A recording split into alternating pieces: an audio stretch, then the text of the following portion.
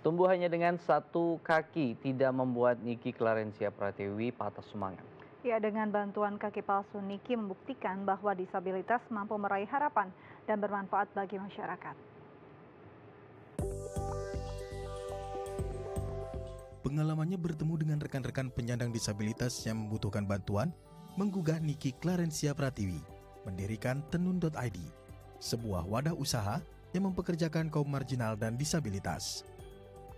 Tidak hanya itu, perempuan penyandang tunadaksa ini juga mendirikan berdayabareng.com, sebuah platform digital yang membantu para penyandang disabilitas agar mampu berdaya secara ekonomi. 4 tahun berjalan, kini Niki mampu membantu meningkatkan kemampuan kerja lebih dari 4.000 penyandang disabilitas dan telah membantu lebih dari 500 teman disabilitas yang telah mandiri dalam penghasilan. Kedepan Niki masih memiliki mimpi mulia dengan memberdayakan 50% total penyandang disabilitas di seluruh Indonesia. Baik, untuk mengetahui seperti apa perjuangan Niki dalam membantu teman-teman disabilitas berdaya secara ekonomi, saat ini kita sudah terhubung dengan Niki Clarencia Pratiwi selaku founder berdayabareng.com dan juga tenun.id. Selamat pagi Mbak Niki. Selamat pagi semuanya. Halo Selamat pagi. Indonesia. Baik, Mbak Niki, selain menginspirasi kami, Mbak Niki juga membuat satu wadah yang bisa juga menjadi lahan untuk teman-teman disabilitas lain menjadi apa yang sekarang sudah dicapai oleh Mbak Niki. Kenapa kemudian terpikir untuk membuat wadah tersebut agar teman-teman disabilitas juga tetap berdaya, khususnya secara ekonomi? Oke, halo. Perkenalkan, aku Niki Clara. Sebelumnya tadi udah Hmm. ada overview tentang diri aku. Jadi aku adalah penyandang tunadaksa. Jadi aku menggunakan kaki palsu. Kalau ditanya kenapa sih memilih bekerja atau bergerak di pemberdayaan teman disabilitas? Yang pertama, karena aku adalah seorang penyandang disabilitas. Dan kembali di tahun 2016 ketika aku baru lulus S2 waktu itu, aku merasa ada satu hal yang aku harus cari gitu, yaitu adalah ikigai aku gitu. Dan waktu itu aku bertemu dengan salah satu mmm, penggerak pemberdayaan teman disabilitas juga, yaitu Mbak Angki Yudhistia, dan di situ aku bersama dengan Mbak Angki sama-sama membangun Tisabel gitu. Dan kemudian di tahun 2018 aku kembali membangun Tenun, dan di 2020 kembali membangun Berdaya Bareng. Jadi kalau ditanya kenapa bergerak di pemberdayaan teman disabilitas, karena ini adalah ikigaiku. Aku merasa bahwa aku merasa fulfillment mmm, bergerak di pemberdayaan teman disabilitas. Kenapa? Karena aku merasa bahwa tidak semua teman-teman disabilitas di Indonesia mendapatkan kesempatan yang sama seperti aku, dan ini adalah saatnya aku, individu, seorang Niki Clara, membantu apa yang bisa aku berikan dengan kemampuan dan networking yang aku punya, seperti itu. Luar biasa, dan ini dari mulai mungkin memotivasi diri sendiri akhirnya bisa memotivasi orang banyak dan memberdayakan mereka. Dalam prosesnya sendiri apakah ada hambatan atau kendala yang dihadapi? Apalagi mungkin untuk membangkitkan seseorang yang mungkin dari keterpurukan atau ketidakpercayaan diri ini perlu tantangan yang luar biasa. Apakah hal-hal semacam ini ditemui juga oleh Mbak? Pastinya pastinya, semua hal yang dilihat di sekarang ini, hasil result yang dilihat adalah suatu proses yang cukup panjang. 4 tahun bergerak di bidang ini, banyak hal yang aku temui, tantangan yang aku temui. Yang pertama adalah dari internal teman-teman disabilitas sendiri, yaitu mental block yang cukup tinggi, di mana ketika kita sudah memiliki keterbatasan, hal itu menjadi suatu barriers atau hambatan gitu. Dan bagaimana caranya mengajak teman-teman disabilitas untuk berpikir bahwa limitation is only a mindset, keterbatasan itu hanya sebuah pikiran, itu yang pertama. Dan yang kedua, kalau dari segi eksternal hambatannya pasti banyak banget.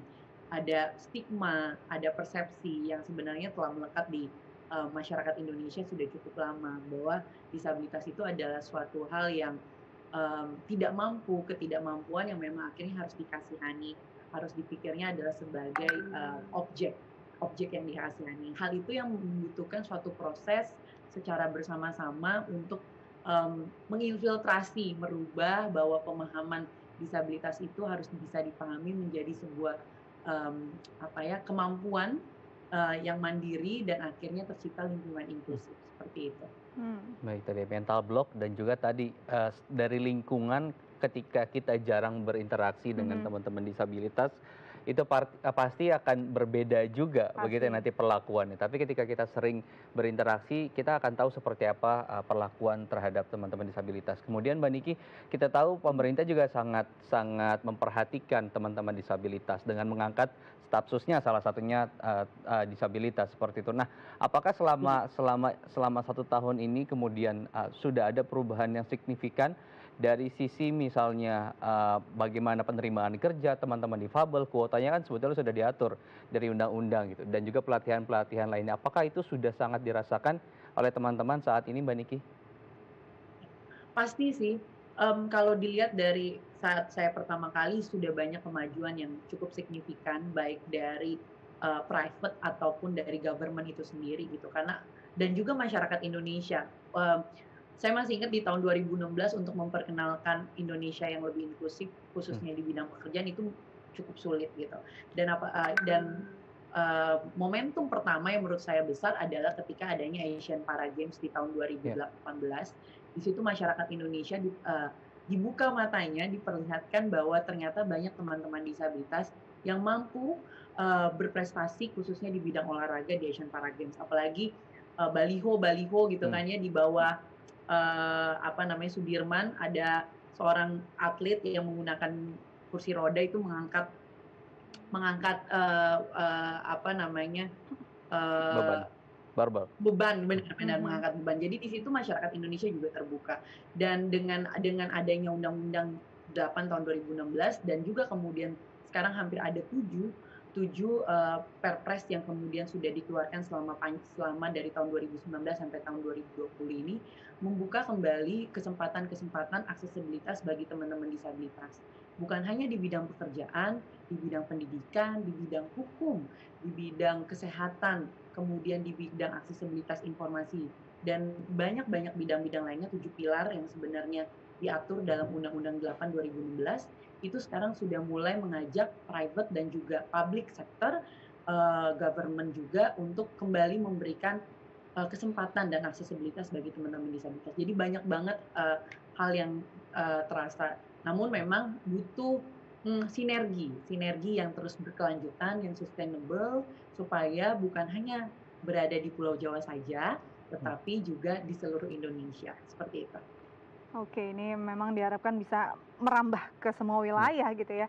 Kalau kita lihat Mbak Niki ini di tengah pandemi banyak masyarakat luas bahkan banyak yang kehilangan kesempatan kerja, kehilangan juga kesempatan untuk mencari penghasilan. Nah, bagaimana yang dilakukan oleh teman-teman khususnya Mbak Niki juga untuk bisa tetap membuat semangat para disabilitas ini menyala dan mereka tetap selalu ingin berdaya guna? Oke. Back di bulan April kalau saya bilang itu adalah momen di mana kita menangis online bersama. Karena sekitar 350-an teman-teman penyandang disabilitas itu bahkan lebih kehilangan mata pencaharian pekerjaannya dan akhirnya mendapatkan zero income, terutama bagi teman-teman disabilitas tunanetra yang mungkin mata pencahariannya adalah sebagai massage gitu ya, terapis pijat itu pasti akan kehilangan zero income mereka. Satu hal yang saya lakukan adalah kita memberikan kekuatan kepada teman-teman bahwa ini adalah suatu hal yang kita tidak bisa kontrol, tapi bagaimana caranya kita beradaptasi terhadap keadaan sekarang gitu. Salah satu yang kami lakukan adalah yang dulunya kami melaksanakan seluruhnya adalah offline gitu ya, tatap muka secara langsung, kita sekarang mengarahkan seluruh kegiatan itu via daring. Dan itu memperkenalkan teman-teman disabilitas kepada digital, itu adalah suatu proses juga karena kami memahami tidak semua akses informasi atau akses digital yang ada sekarang itu memberikan aksesibilitas bagi teman-teman disabilitas, yaitu teman tunanetra dan juga khususnya teman tuli gitu kan. Jadi platform yang kami buat, learning platform yang kami buat, bagaimana caranya ini memberikan aksesibilitas bagi teman-teman seluruh ragam teman-teman disabilitas. Jadi setelah di bulan April, di bulan Agustus, Juli akhir kita meluncurkan suatu learning platform yang dapat digunakan untuk teman-teman disabilitas untuk menambah skills. Yang kami pikir bahwa skills ini yang dibutuhkan after pandemic crisis. Apa aja sih skillnya? Tentunya skills di bidang digital dan entrepreneurship. Karena kami juga mendukung kebijakan pemerintah yang sekarang juga mendukung banyaknya wirausaha mandiri. Dan kami juga mengajak bahwa teman-teman disabilitas, ayo yuk, tidak harus rely kepada pekerjaan yang sekarang ekonominya masih contracting gitu ya, masih lesu kemudian sekarang masih contracting, tapi bagaimana caranya teman-teman disabilitas mampu berwirausaha mandiri. Dan ini hasilnya banyak banget, ada yang menjadi dropshippers, ada yang menjadi resellers di marketplace, ada yang kemudian membuka keripik duren gitu. Jadi hal-hal seperti itu yang akhirnya memberikan semangat bagi kelompok-kelompok WhatsApp group ya, kita tetap berkomunikasi via WhatsApp group dan juga Telegram untuk memberikan satu sama lain di sosial media, dan bahkan ada yang membuka usaha logo bagi teman disabilitas lainnya untuk membuka usaha. Jadi adaptasi yang diperlukan ini adalah bukan hanya bagi kita seluruh masyarakat, tapi juga teman disabilitas juga diperlukan. Kira-kira apa sih adaptasinya? Hal itu yang kita perkenalkan. Baik.